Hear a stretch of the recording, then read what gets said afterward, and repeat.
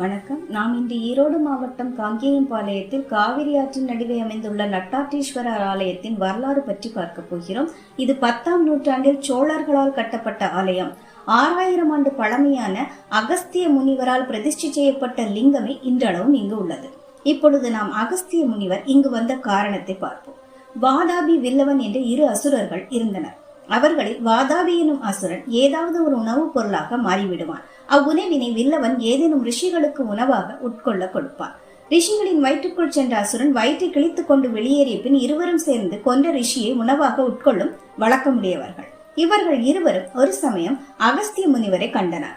தங்களின் திட்டத்தை செயல்படுத்த தொடங்கினர். வாதாபி மாங்கனியாக மாறினான். வில்லவன் அந்த மாங்கனியை எடுத்துக்கொண்டு சிவனடியார் வடிவில் அகஸ்தியர் முன் சென்று நின்றான். அகஸ்தியரை பார்த்து, உலகை சமப்படுத்த சிவனின் கட்டளைக்காக தென் திசை நோக்கி பொதிகை செல்லும் தாங்கள் என் உபசரிப்பை ஏற்று இந்த மாங்கனியை உண்ண வேண்டும் என்று மிகவும் பவ்யமுடன் கேட்டுக்கொண்டார்.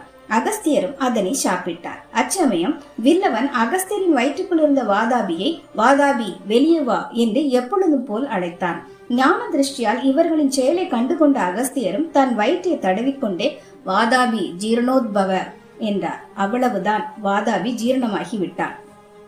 இதனை பார்த்து கோபம் கொண்ட வில்லவன் அகஸ்தியரை அழிக்க முயன்றார்.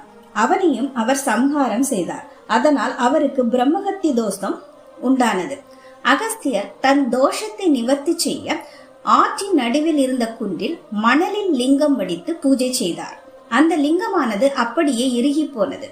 ஆற்றின் நடுவில் அமர்ந்து அருள்பாலிப்பதால் இத்தல இறைவனுக்கு நட்டாற்றீஸ்வரர் என்ற பெயர் உண்டானது. இங்கு மிகவும் பழமை வாய்ந்த தல விருட்சம் அத்திமரம்.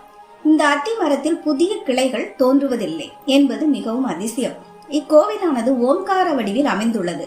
இங்குள்ள முருகன் வலது காலை முன்வைத்தும் இடது காலை பின்வைத்தும் நடப்பது போல் காட்சி தருகிறார்.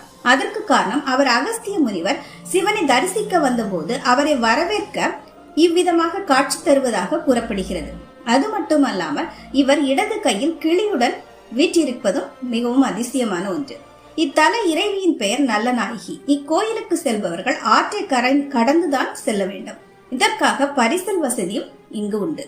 நன்றி, வணக்கம்.